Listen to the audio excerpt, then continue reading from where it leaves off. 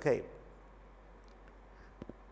In our last lecture, we had introduced the concept of tutored video instruction.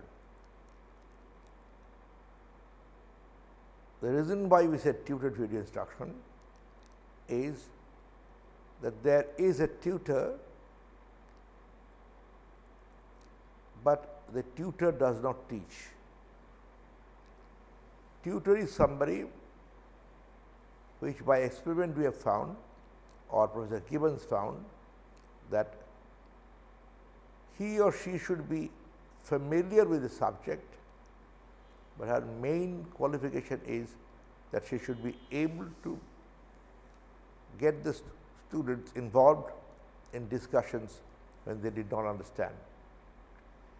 In fact, Professor Gibbons found that if the tutor was over enthusiastic and decided to clarify doubts himself or herself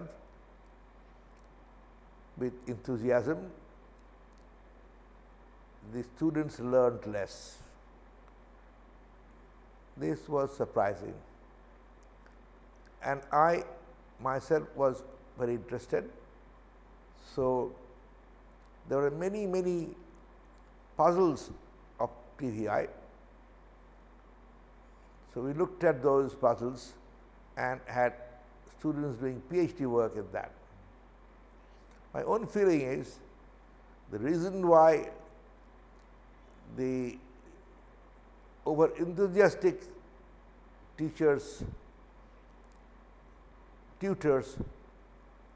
worsen the result is simple, because the moment the over enthusiastic tutor begins to teach, students begin to take less initiative and they are less involved, which they do not understand, but the result is that their learning goes down.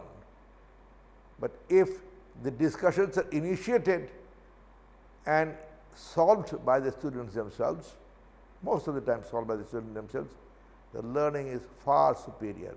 In fact, it is more superior than the real class, as would be evident from some of the results which we will see soon. What we are discussing today is TVI Learning Improvement Data as reported in the literature. This is primarily a publication most likely by Professor Gibbons, but the author I could not get the direct names of the authors. Okay. Now, let us look at, after acknowledging Professor Gibbons and his team at Stanford, let us look at the data.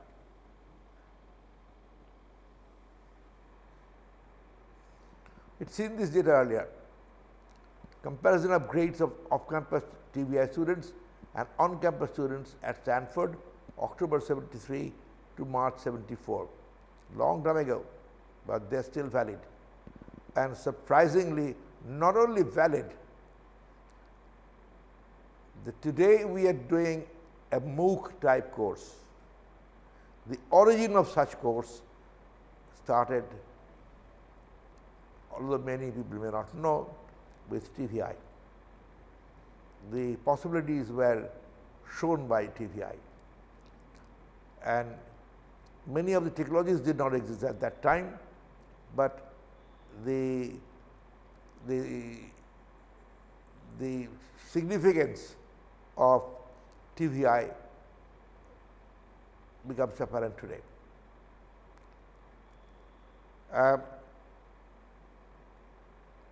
Since I have discussed this diagram earlier in detail, I will not discuss it too much today, excepting to say that this dot SR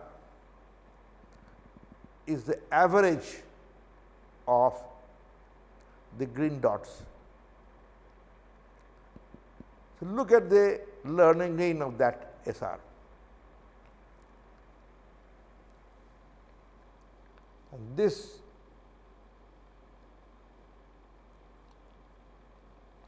SR is the average of the on-campus students. So, what does that show you? It shows you clearly that the off-campus TVI students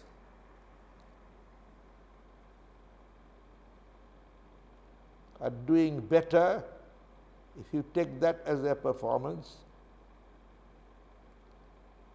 So, this is the entry gate point average, which is that this is 1, this is 2, and this is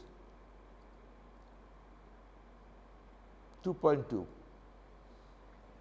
2.2 is their grade point average when they enter the graduate course.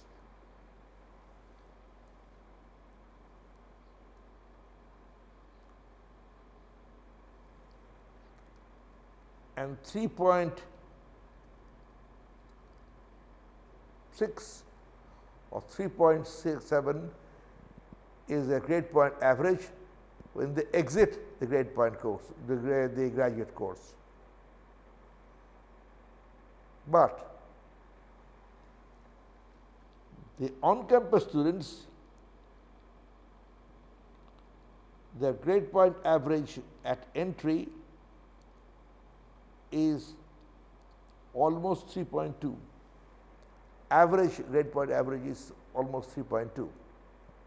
So, the on-campus students are better students when they enter the graduate course,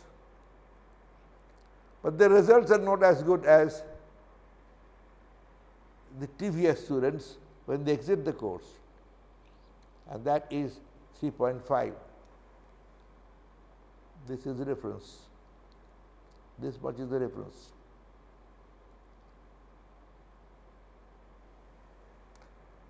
We discuss why this may happen, and Professor Gibbons did a lot of experiments on this. He has not reported it in his. I have a personal tape. I do not know whether he had recorded it elsewhere or not. I have a tape which Professor Gibbons himself recorded and sent it to me via a colleague of mine, Professor N. C. Nigam, who finally became the director of IIT Delhi. And that is when I became interested in educational technology. In that tape, Professor Gibbons explained some of the interesting things which he did. He said in the beginning, he did not bother. I do not know how much of it this is true or not, but this is what I heard at that time. At that time, he suggested that in the beginning he did not know how many students were optimum for a group. Then he said he took a methodical study. He changed the number of students in a group from 12, 11, 10, 9 onwards down to 2. Then he said the next parameter he looked at was the number of the quality of the video instructor. It says tutored video instruction. So that it took very bright tutors who had a grade point average of 3.9 of MIT or Stanford, down to the instructors who had grade point average almost at 2. Then surprise and surprise,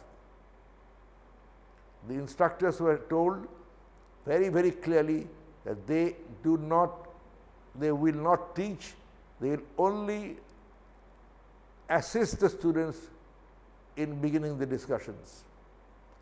And if the students are unable to get the answer, the job would be, the instructor's job would be to send the answer questions to the original instructor and get back.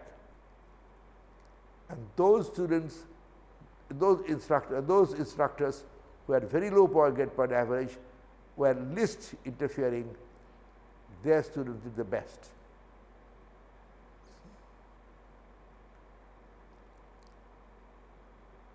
Number 3, how long should the tape be stopped and how long should the tape be listened to? The tapes, the students did the best, but the tapes were stopped for 6 to 8, the tapes were heard for 6 to 8 minutes and stopped for 2 to 3 minutes and discussed. Why 6 to 8 minutes? Those who are students of psychology would not be surprised. The average attention span of 17 plus years of students listening to an average difficulty course is about 6 to 8 minutes. If you go longer, if they listen to longer, if they are forced to listen to longer, their attention span would not match the input information span and they would learn less. So, 6 to 8 minutes. Again, this was determined experimentally by changing the amount of time for which the students listened. 6 to 8 minutes was the average, was their best performance. 2 to 3 minutes of discussions was found to be quite adequate. So, Professor Gibbons actually determined the parameters of TVI very, very patiently. This is what I understand. What does it tell us about learning, teaching and learning?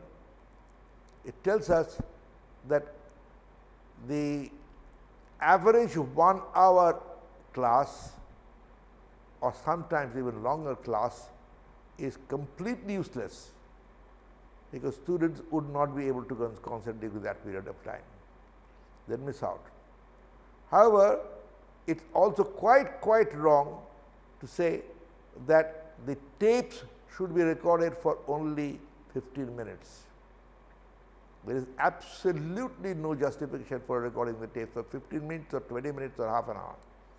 You could record the tapes for an hour, even an hour and a half.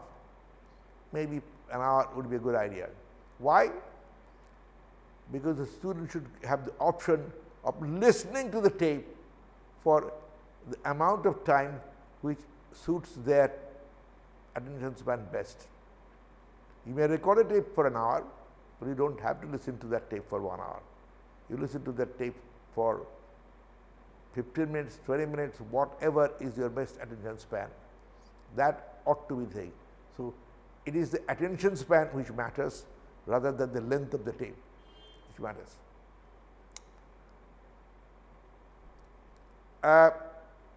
Discussions of 6 to 8 minutes and the discussions for the listening 6 to 8 minutes and discussion for 2 to 3 minutes. Basically, this is something like flip teaching, which means that the material is heard first, absorbed as much as possible first, then whatever is left is discussed in the class. In this case, not in the class, but the sharpest questions go to the faculty to answer. And Professor Gibbons has reported that he himself benefited a great deal from such questions, because they are not on the fly question, but they are questions which are well thought out, which the students could not understand, and so therefore they were definitely much more intelligent questions. And it is not only the students, but the faculty also gain a great deal from such questions. Now, let us look at some of the statistics. Here is a set of data. Okay. We are looking at some of the TVI experiment data. This experiment was performed in October 73 to March 1974, nearly 50 years ago. Now, you find again some very interesting things. This is campus TV. There were 302 students in on-campus in-class students were 302 during this period, during this semester, October 73 to March 74. 302 in-class students on campus, and their average GPA at exit was 3.38. We are not looking at what was their GPA at entry. We have looked at that plenty of times earlier. So 302 students whose exit GPA was 3.38, 3.5, 3.4, 3.38, and ITFS with audio talkback 55. As I said earlier, Stanford at that time was one of those enlightened universities who had started video instruction or transmitting classroom instruction through video. Since the range of television, because of Earth's curvature, is limited to 40 miles or sometimes 50 miles, not many could get advantage of that. ITFS with audio talkback was the number of students was 55 and their average GPA was 3.19. At this point, let me point out that the audio talkback facilities were existing, no doubt, but Professor Gibbons reports that it wasn't used very much. Not many students use the audio talkback facilities. It will be interesting to know that I myself had tried the same experiment in IIT Delhi during 1989-90 with a real class going on and another 200 students sitting in remote classes with audio talkback facilities. And they attended such courses for 6 semesters. So, the same experiments were done in IIT Delhi. Now, so what do you see there? Interesting figure. 302 students, average GPA 3.38 in class. ITFS, instruction television fixed system with audio talkback, which means a classroom is taking place and the same signal is being transmitted to other classrooms via the normal air channel. This is called ITFS, the audio talkback. Their GPA is 3.19, somewhat lower. So, ITFS was good, but they were not as good as the real class. Now comes the interesting part. Tutored video instruction. With tutor,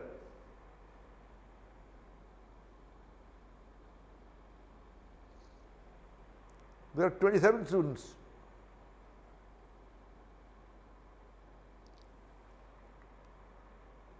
You would expect that they will not be as good as the real class, where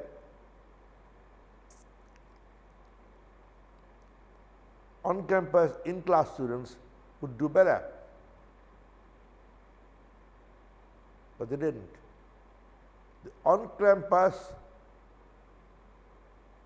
in-class students, 302 of them, had a GPA of 3.38 when they graduated. But TVI students who did not have the instructor in front of them will just listen to the tape, discussed amongst themselves, stopped, started and followed the procedure. They did better. How is that possible? And they did with tutor, 27 students did 3.67. This was 3.38. But with no tutor, 3.19. What does it tell us? It tells us that tutored video instruction really is tutored video instruction. If there is no tutor, then the results are not as good. Instead of a GPA of 3.67,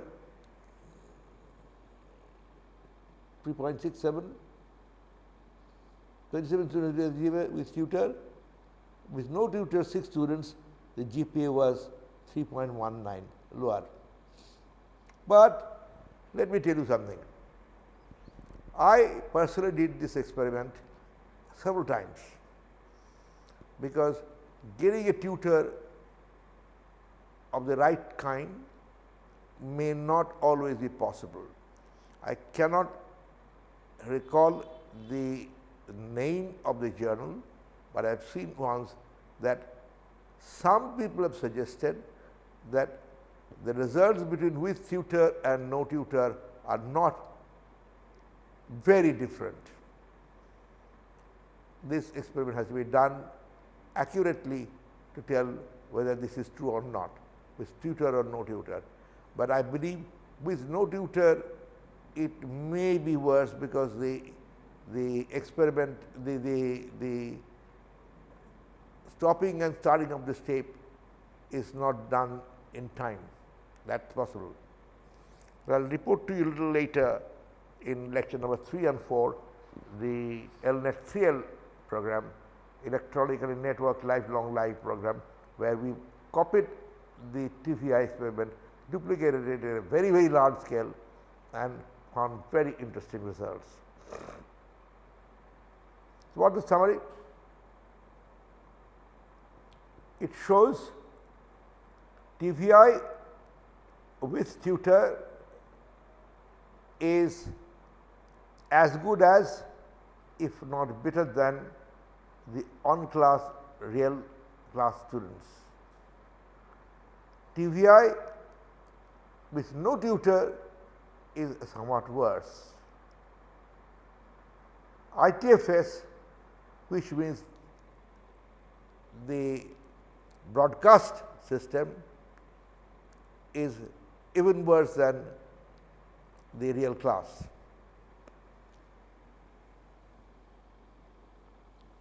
This means that the possibility, even at that time, everybody realized that as and when the broadcast systems changed, as it has done now,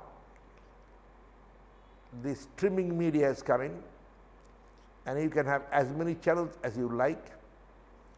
You can broadcast the tape and watch at any time. Today, you switch on YouTube and you can look at a tape for any length of time at whatever time you want. So, time shift is possible. The amount of time for which you listen is also at your fingertip. The bandwidth is much better. The quality of the tape is much better. So, the TVI's technical facilities have changed a great deal.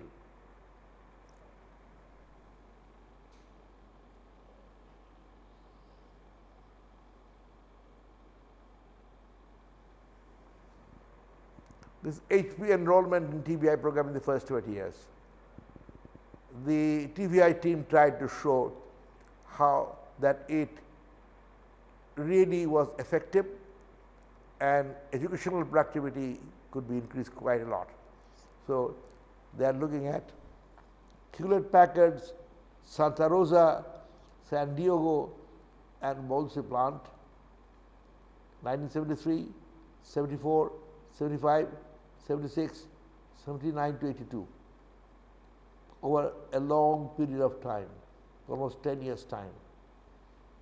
I can't recall what HCP and NRO means, but anyway, the Santa Rosa plant had 19 students in 1973, 16 students in NRO, 74 there were 46 students and 18 students, 44 students and 7 students, 26 students and 14 students, 43 students and 169 students. You can see in general there is a significant rise in the number of students taking TVI courses. It was quite a popular program. So, the Stanford and Hewlett Packard originally started this as educational productivity methodology, which means the number of students should be increased without having to increase the number of instructors, in which they are quite successful. Not only did the educational productivity increase a lot, but we will summarize the course a little later, but before that let us look at student response to TVI compared to real class. They are asked, how would you rate your overall educational experience with TVI as compared to a large live lecture class? Now, T question was, how do you feel about taking another course in this manner? These were the two questions which were asked at that time. The general, instead of statistical data, students' response by simple questions. Group 1, tutor readily group characteristics. I told you earlier also, tutor readily answered all questions and cleared all doubts. This is group 1. Group 2, tutor engaged interactions and discussions. Answers had to come from the students themselves. So, these are the two kinds of group characteristics.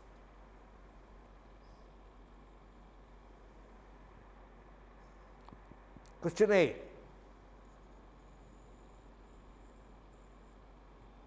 How do you rate your overall rating? Definitely superior, superior, about equal, inferior, definitely inferior. Sample size 12, definitely superior 4, superior 5, about equal to, inferior, definitely inferior, none at all. Group 2, sample size 5, definitely superior 3, superior 3, inferior none whatsoever. Question B, tutor readily answered all questions and cleared all doubts. The other one was tutor encouraged interactions and discussions. Answers had to come from the students. Highly favor, question B, highly favor, neutral, preferred not, and definitely not. These are the 5 alternatives. Question B. Highly favor 7, favor 3, neutral 2. Not a single one suggested that they are inferior or definitely not inferior, definitely not, they do not prefer at all. And the group 2 sample size was 6, sample size was 5. The general consensus is that tutored video instruction is a definitely better way of teaching and learning. Great distribution for UG TVI graduate in class groups taking a course in poetry at Stanford. TVI undergraduates, mean grade 3.56, number 9. 9 students are there, mean grade 3.56. This is A, B, C, together 9. Control group graduates, mean grade 3.83, number 12, which meant that the graduate students did a little better than the TVI students. I'll leave it at that at the moment, because this ends with poetry, and tell you why we began our discussions with TVI. TVI is a methodology of teaching. It's not a fantastic teacher teaching a course, which, like Richard Feynman, we could not replicate. TVI is a methodology we can replicate many, many, many times, and we can turn an ordinary teacher and her course into great teaching. So, when we discuss good teaching, we need to discuss the methodology by which even an ordinary teacher who is not familiar with all the refinements of good teaching, her teaching can also be improved tremendously. This is what TVI is all about. Here is an in-class and TVI student performance in another course. And here you can see the class students, in-class students, their grade point average increases as their entry grade point average increases, which is what you expect in every class, every course, every university, that somebody who comes in with good score will also exit with good score on average. But TVI, this student, this student, this student, this student, this student, this student, they surprise you. Why do they surprise you? They surprise everybody. Because this student really should have performed at a much lower level. But they are not. They are performing at a much, much higher level. So, TVI tells us that if you offer a course or teach a course for a period of time which matches the attention span of the students, allow them to discuss among themselves and bring only the difficult questions to the teacher, the results would be astonishing. All students gain, weaker students gain more. You can look at that in videotape students on tutored video instruction, which is a way of teaching, in fact, it is a way of improving teaching. One sees that all students gain. This student has gained how much? This much. This student has gained how much? This much. This student has gained this much. This student has gained this much. This student has gained this much. This student has gained this much. This every student gains. But the weaker students, these ones have gained much more than the stronger students. The stronger students also have gained, but not as much as the weaker students, which is exactly what you would want in any teaching system. This happens because you are allowing the students time to learn. I think with that, we will leave the TVI aspect, because we will come back to the very similar issues in LNET, electronic network lifelong learning, which is an adaptation of TVI, small group collaborative learning. Thank you.